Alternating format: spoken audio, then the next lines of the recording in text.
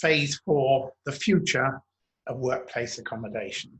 And I've specifically used the word accommodation because I'm using it not just in the context of a physical place that people are accommodated, but actually about accommodating the needs of individuals, however and wherever they're working. So some of you may know that I have already done a webinar and a podcast, and a blog, and had various conversations about what we called phases 1 to 3 of this pandemic experience and the change in people's workplace habits. This picked up with that with phase 4, but I'm going to recap briefly on phases 1 to 3 this afternoon first. I'm then going to go on to the concept of Worknet, which is not mine, but I'll explain that when I get to it, and then talk about the sort of issues we're seeing that need to be addressed, and recommend some key tools for addressing those particular issues. And it's very much from my perspective. I'm not pretending this is the answer to everything. It's very much a work in progress. Some of what I'm talking about today will be things that we've implemented within our own business, discoveries I've made within our own business, things we're trying. Others, many of them are from clients we're dealing with and looking at how they're approaching things. So without further ado then, let's get on and talk about a quick recap on phases 1 to 3. There is a recording of the previous webinar 1 to 3 if you want to go back to that in due course, but for those who don't or just need to be reminded, we term the 3 phases as I've shown here: rabbit in the headlights, getting a grip, and command and control. That's how we see the stages that organizations are going through. With the bits that we're dealing with, obviously there's very much more going on within organizations beyond the bit that we interact with them, but this is what we're seeing from our perspective. So, rabbit in the headlights from the very beginning. Obviously the pandemic, well, some might say it was a complete surprise, some saw it coming. However you care to look at it, I don't think anybody anticipated just how enormous, monumental, and the impact it was going to have. So the vast majority of organizations were completely unprepared, but most were not fully prepared. Often there was no budget to accommodate any of the arrangements that needed to be made. And although obviously organizations had business continuity plans and systems in place, they'd probably never ever been tested on the national or global or international scale that people had to apply to their businesses. So we saw in the rabbit in the headlights phase, the first phase, amongst the customers and clients we were dealing with, 2 types that we call the action group and the inaction group. The action group was starting to do some preliminary measures, thinking about what they were doing for their people working from home. This might involve letting them take home an extension monitor or their chair from the office or something. But it was early days, just organizations figuring out what was going on. The inaction group were those who sort of thought, well, let's just hang on a bit, suck it and see what happens. Maybe it'll only be a few weeks and we'll all be back to work. Well, obviously that didn't last very long, phase 1, because suddenly everybody realized this wasn't a short-term arrangement and action needed to be taken with a more long-term view. So this phase 2 we call getting a grip. And it's when organizations start to say, right, we've got to actually sort this and start to have a plan. So quite often that was initially triggered by individual requirements, people who had back problems or musculoskeletal problems that we were seeing, were saying, well, I need something for home. So we started to see some requests for quotation. We also saw organizations starting to specify a standard home worker chair or a laptop kit or sit-stand adapters. We did have quite a few inquiries for monitors actually, but we've never sold that sort of computer stuff, so we didn't get involved. But that was the stuff that we were finding people starting to talk about, saying, right, we're going to develop a plan here. It's early days, but we're figuring it out as we go along. Now, many are actually still in phase 2, I would say, but we're seeing a growing number, certainly, of our clients, and I'd like to think we ourselves are in the command and control situation, where we're actually starting to see the data, we're starting to create a long-term plan, we're starting to think what needs to be done to accommodate the needs of our people, and similarly organizations doing the same things, whether that be with virtual assessments for home workers, whether it's actually looking at what needs to be done, getting strategic budget approvals for product, recognizing a need perhaps for a standard chair that will be rolled out across an organization, or whether even it might just be an extra monitor, or even actually sorting out laptops. There is still a global shortage of laptops, and those that were caught early on in the rabbit in the headlights without laptops, some are still sort of catching up with that scenario. What organizations have also found is they're starting to say, okay, let's structure a strategic plan. We're starting to get blanket orders for larger numbers of things like chairs, so that they can be called off as needed. We also see organizations reviewing their well-being policy and looking at whether what they've already got in place is effective, whether it's sufficient, and how it needs to be developed and expanded. So that's a sort of quick 5-10 minute review of where I see we've got to. And so I'd now like to move on and talk about, rather unpretentiously, the future as we see it. So I want to talk first of all about Worknet, and this is a concept that is not mine. I picked it up, as you'll see here, from Stephanie Akui-Hughes. I attended a webinar that she provided a few weeks ago. She's a Dutch architect, and I thought there was an interesting concept of actually looking at how people are coping with the works in its situation as it now is. Excuse me. So some years ago, we talked about workspace. It was a building, a box, an office in which people operated, or a factory, whatever it happened to be. More recently, I liked the idea of saying the workplace was more than just a physical building. It was that workspace, but with culture overlaid. And this was a thing I first heard from Ian Ellison at Three Edges. If you'd like to hear more from Ian, a little plug for his webinar. He's doing one next Thursday, I think. I haven't got the details available directly here, but all of these links will be live in the copy of the presentation that I send on to you. So I'm sure there'll be something on his LinkedIn page.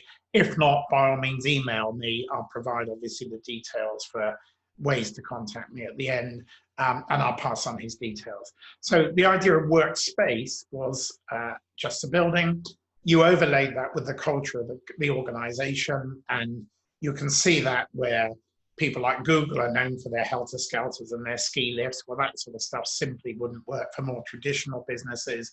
And I've always said that if you were to set up a workplace for a particular organization and overlay their culture, and that becomes their workplace, if that organization left and then a completely different organization came in, either it wouldn't work at all, or it would not work so well. It might even work better, but how people use the space, what they liked and didn't like, would be different. So the thing about workplace, though, is most of the people were there a high proportion of the time.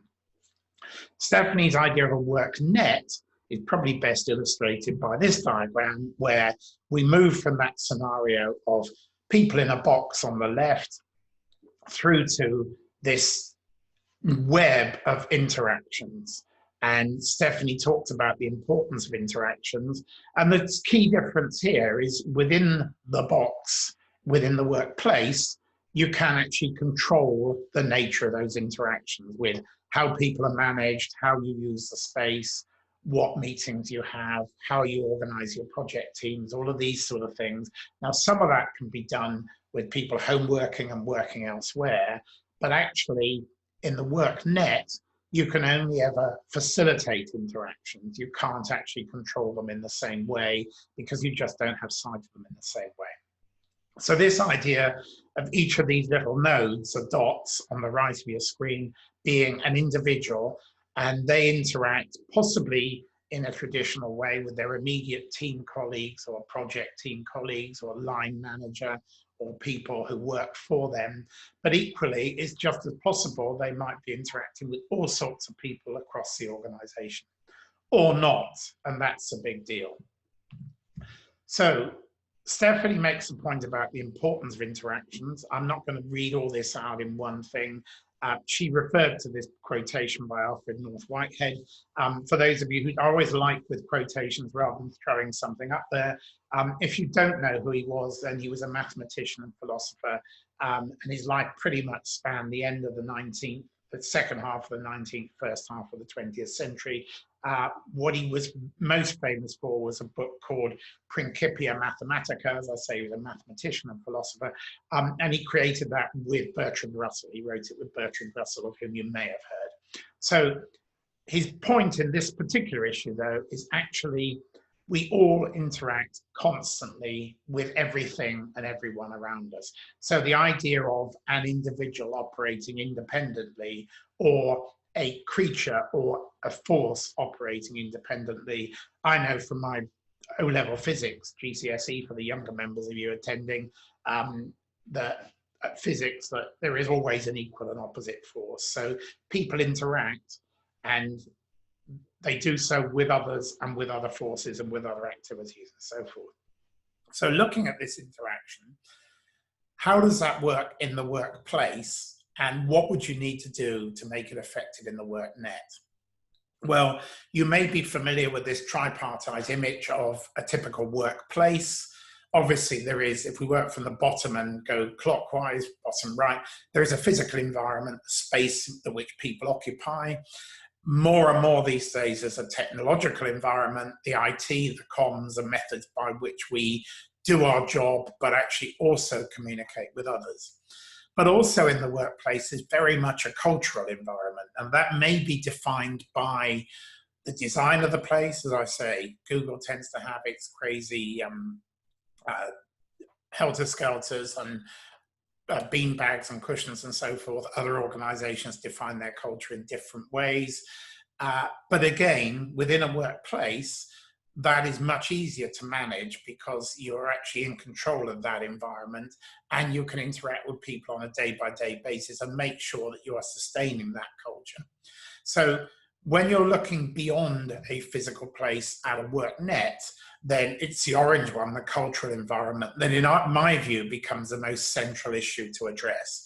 We're seeing people talking about all sorts of things about physical and mental health, musculoskeletal disorders, about stress and abilities to cope, and I'm going to talk about all of that.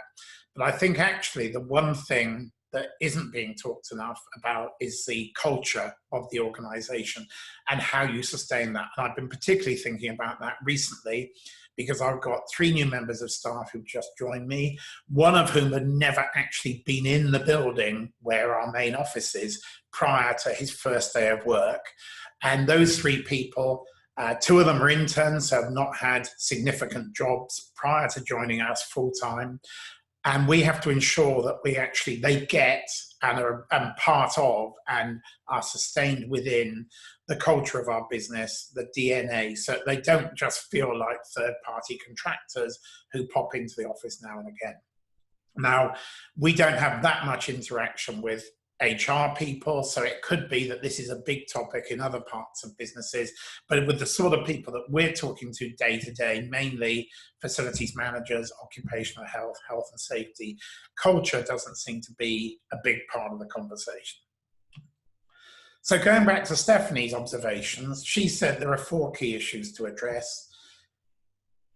I will read it out because I can stress it and make the point that we're talking about that utility, what do employees need to work, and a lot of that is that technological environment, the IT, the comms, the computers, the phones, the tablets, all that other things. What do they need to actually be able to do their job?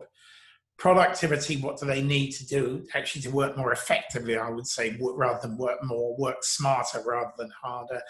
Quite often that will be the software, the tools, the communications methods and so forth, the mechanisms within the business to make them productive.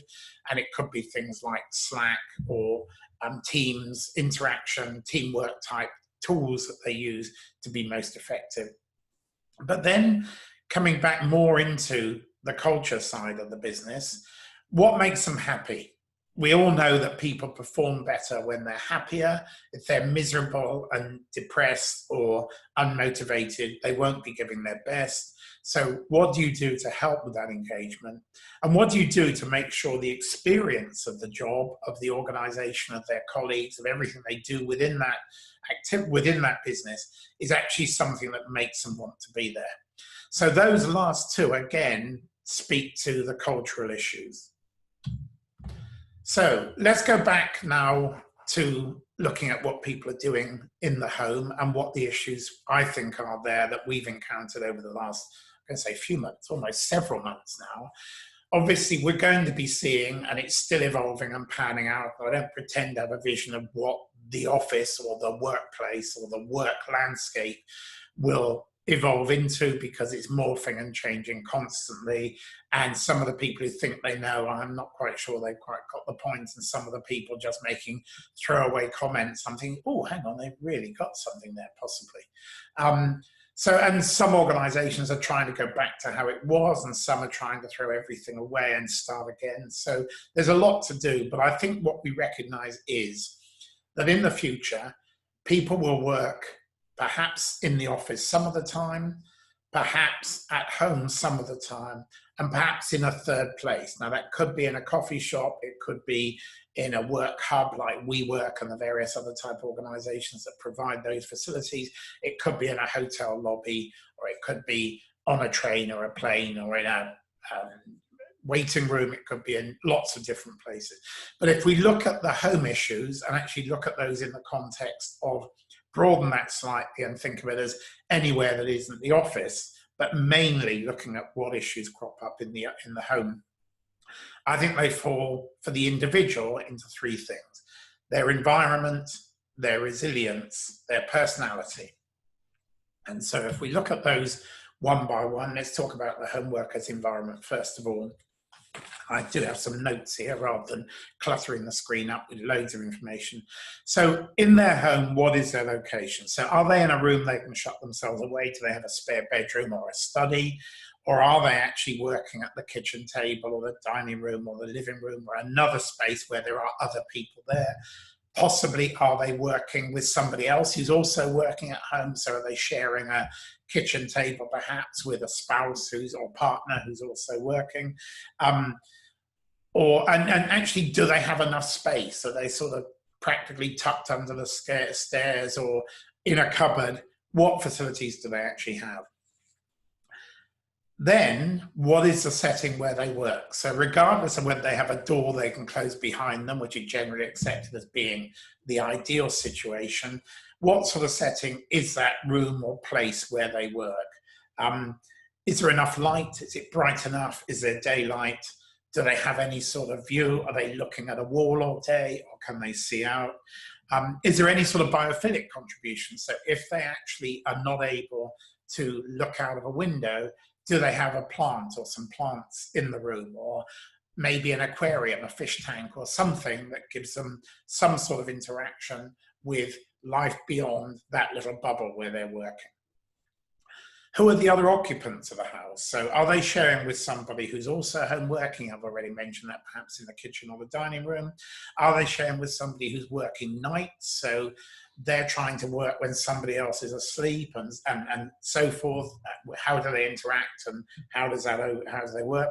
Do they have people in the house who are on furlough or unemployed? So are they perhaps having people in the house living with them who are actually a distraction from their daily work?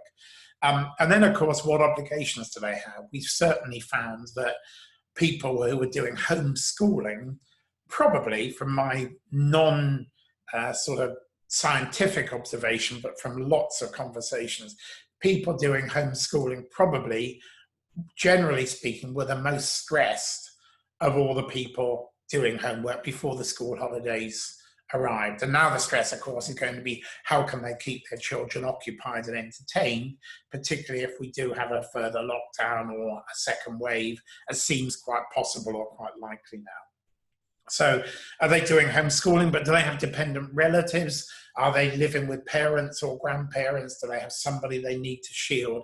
So all of these will impact their effectiveness and their comfort and resilience in the home, and also their physical health. So obviously this is our particular area historically, although as you see from this presentation, we're getting involved in far more different areas of activity. But in terms of how are they coping? Are they comfortable? Can they get a good posture? Have they got back support? Can they sit or stand? Can they move about? Is their screen at the right height?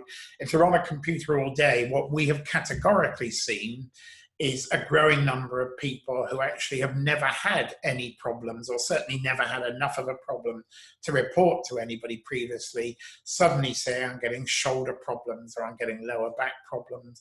And of course, the height relationship between a kitchen table or a dining table and a dining chair, typically the chair sits lower, the table sits higher. So people with hunched shoulders and problems with neck and shoulder ache, almost as common as lower back problems, but back still is the leader in the race for the most discomfort, most causes of discomfort. So if we now, I've mentioned momentarily resilience there a moment ago, but how resilient are individuals now? All of these things again are intertwined, but are they getting enough exercise? How are they sleeping? What are their eating, drinking, smoking habits? All of that, what we call social health, how is that impacting their general health overall? And of course, that interlinks always with their mental health as well. So what are their work relationships? So are they keeping in touch with people? Are they feeling like they've been sort of left out, as I say, almost as like a third-party contractor? What methods are being used for communication? Are they all on an ad hoc basis? Are they just by telephone? Are they all by email? Or are they using chat or Link or Teams? Are there regular scheduled meetings? Are they having a daily catch-up with teammates or their manager? All of these things can impact whether actually they feel more involved, whether they feel they're comfortable, whether they're happy doing what they're doing and like being within the organization, or do they maybe miss their colleagues, and do they feel neglected? And then a really important one, and I suppose this is an HR issue, but it's something that we have seen over and over, particularly in larger organizations where middle managers, quite often, they're usually the sandwich team, the sandwich group. They're actually being squeezed they're under pressure from the managers above them to deliver, usually often on stretched resources, and they're getting pressure from those who work for them to try and look after them and make sure they're cared for and accommodated and so forth. So when that happens, how does a manager cope? So the particular issue on that is about whether managers understand how to manage by outcome, because it's very easy if somebody's sitting in front of you to just say, right, here's your work, let me know when it's done and I'll give you some more work. But actually, if people are distributed geographically, working at home, in a coffee shop, wherever, you don't see them hour by hour, minute by minute. How do you actually make sure they are productive, gainfully employed, that you are keeping in touch, that there's a good flow of communications? How does that work? And organizations often don't realize the importance of this, don't necessarily provide specialist training about management by outcomes so that managers understand what should be done, and also so that members of staff understand what is expected from them. So all of those factors will impact the resilience of an individual, how good they are at bouncing back and keeping going. And then, and this is the thing that I think is absolutely central to this cultural issue I was talking about earlier.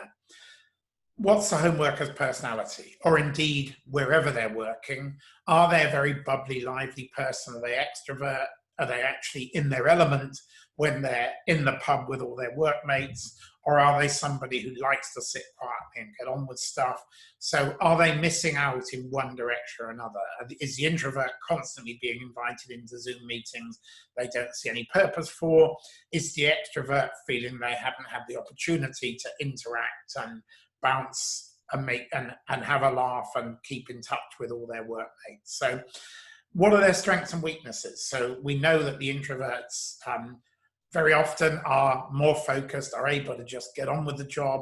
Extroverts are more easily distracted, but equally, if you're not careful with introverts, they may be left too much to their own devices. They don't speak out. And so the risk is that they actually might be struggling, but actually not telling anybody. So are they the sort of person who can buckle down, who can focus on the work in front of them and just get on with it?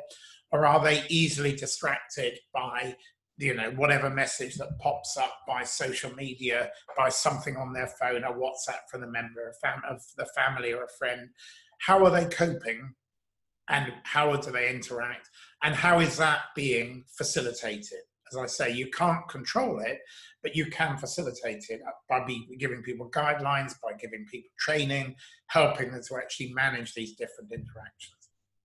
So those two different types, and obviously there are multiple different types, but it's easy to start out by saying the introvert or the extrovert, but also those who are organized and structured are, those people who love to have a list and work through the list, but those people who sit down at the start of every day and it's a great mystery to them how the day's going to pan out. And each of those has their great benefits of being good at what they do, the way that they do it, and why those particular skills or strengths or weaknesses actually work. And it's actually obviously really important that any team has a mix of all of those people, those different character types, because having any team where everybody's the same will be a disaster. So you actually need people who can lead, people who can interact, people who can spark discussion or controversy, people who can actually get on and do the slog that needs to be done to get a report finished, or to do the research, or to pull the data together. You need those different types. But you also need to recognize those different types from a management point of view, and you need to make sure that all those different types understand each other, so that they understand how to interact with each other, so that they respect the way each type likes to be communicated with, and they are more effective with that communication. So really, what I then want to do is to pull together a sort of handful of things that we think are central. As I say, this is not a definitive answer to how to do it. We do have tools for doing all of this, and we work with partners who can actually address all of these issues and actually can help to put this together. We know that organizations, some may still be barely past the rabbit in the headlights stage, others may be a long way down this past or in phase 3, maybe even moving towards phase 4. But I think it's interesting to very much recognize that this is a complex issue. It's complex, not least because first, we just don't know what's happening next in terms of the trajectory of the pandemic. We don't know what the government's response is going to be.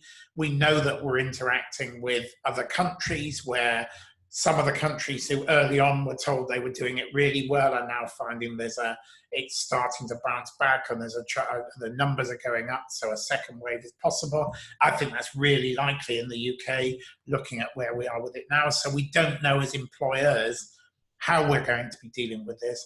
So it's really important that we keep informed, we keep our people informed, and actually make sure that we keep the message going clearly out, openly, about what the stage is in terms of the business, what's happening, how we're interacting, making sure the communications are delivered in all directions. All those interactions are facilitated to happen, not only between manager and employee, or employee and manager, and between managers, between work teams, but all those in and out and across from one node to another in the Worknet, to make sure that's possible for people to stay in touch by whatever method works best for them.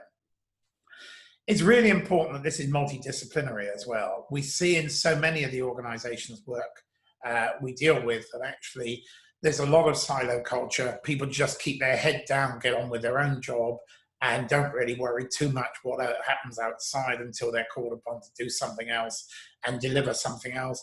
We also see with outsourcing of services that third-party companies who are working embedded within an employer, quite often they're just focused on delivering their own KPIs or SLAs, whatever it happens to be, to make sure that they've actually done their bit.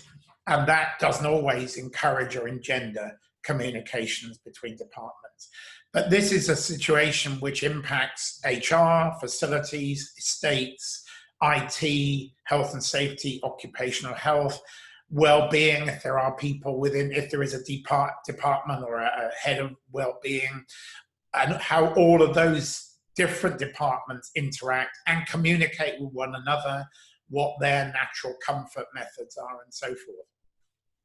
Once you've agreed to maintain the communications and involve all the people that you need to involve across the various disciplines, my recommendation is the next thing you do is actually do some research to benchmark your organization and see where you are in all of this at the moment. Now, there's a number of tools out there. We've just used Champion Health because we've started a partner with Champion Health, where I'm going to sit down with one of their psychology specialists early next week and go through the outcome of the anonymous data they've accumulated from my own people within the business. But equally, we know that they're working with organizations of all sizes. There are things like the Leesman Index, where larger organizations typically can benchmark themselves in a number of different ways, not only against what they were doing historically and what progress they've made, but also nationally and internationally with hundreds of thousands of people across different employers and different cultures, national cultures, and of course, corporate cultures as well. The next thing I think is really important is you need a dynamic wellbeing program. It's no good saying, right, here's the wellbeing program, it's all in place, we'll run it for a year and then we'll review. You need to be ready to dip in and out of extra facilities, whether it's reviewing your employee assistance program, whether you're going to offer some sort of triage or physiotherapy treatment, whether you're going to help with mindfulness training or resilience. You need from this research to identify where the needs are and then actually put the tools in place to support those who need help. So then, and this is a personal thing, but I think it's a really strong consideration, the psychometric profiling. I talked about this within our own business, as I see this is a really central part of maintaining our DNA, as I call it, our corporate culture within the business. And so for organizations to sustain good culture across a disparate, geographically dispersed Worknet, you need to have some way of making sure that people understand each other. Now, that only goes so far if you do it in the framework of job descriptions and roles and who reports to whom and what responsibilities people have. But actually, if everybody understands what sort of character types, their teammates, their manager, their subordinates, the main board, everybody in the organization, what sort of people they are, and actually, even if they don't know everybody individually as a sort of result of an assessment outcome, they will, if they have training about the different character types and what strengths and weaknesses there are and the difference between introverts and extroverts, all the things I've been talking about. If you provide all of that stuff and the people have the understanding, then they will recognize it within each other, within themselves and their colleagues, and find out how to interact and what works and what doesn't. And I think that's absolutely essential to culture. It's something that we've been doing. We've been using the Insights program for, I looked up yesterday, actually 16 years is how long we've been using it within the business. So long before the recent issues arose with the pandemic. But that enables us to understand that the people in accounts or the people on customer service are very different from the people in the sales team, or that we have people who do assessments who are really good on empathy, but not so assertive when they need to be, or people, speaking of no names in particular, perhaps a little too assertive on occasions, not so good on the empathy, but actually understanding that and seeing how we all fit together actually makes us, in my view, obviously I see it from a particular perspective, but in my view, that sort of understanding and that helping people to recognize different character types is all based on long-standing Jungian theory. That actually helps people to see where they fit in the picture and explains a lot of the interactions and relationships they have and helps to strengthen and reinforce them and reinforce those interactions and make them more productive. So training obviously spans all of this stuff. I've mentioned about the importance of training middle managers to understand, well, managers generally, and possibly those being managed to understand about management by outcome rather than management by input, but actually training about these other elements. Perhaps the need arises to look at training, as I say, for mindfulness or resilience. All of those things can be brought in, not just within the wellbeing program, but in terms of training for the use of the tools, Teams, Slack, whatever you do for your communication. They'll work much better if you actually show people how to use them best. And then all of that speaks to sustaining the culture. So keeping all of those different things together will help to maintain the corporate culture when you've got people spread out in the office, at home, in coffee bars, in hotel lobbies, wherever it happens to be. And I think that's a really central part of the whole thing. And obviously, once you've got all those tools in place, repeat and review, because you may find there are different needs and you have other things that you need to address, or priorities change as this evolves and as you get better at it. So for once, I've actually finished a little ahead. Now, I've raced on, and obviously I haven't looked at Q&A. I'm sorry, to see if there's anything.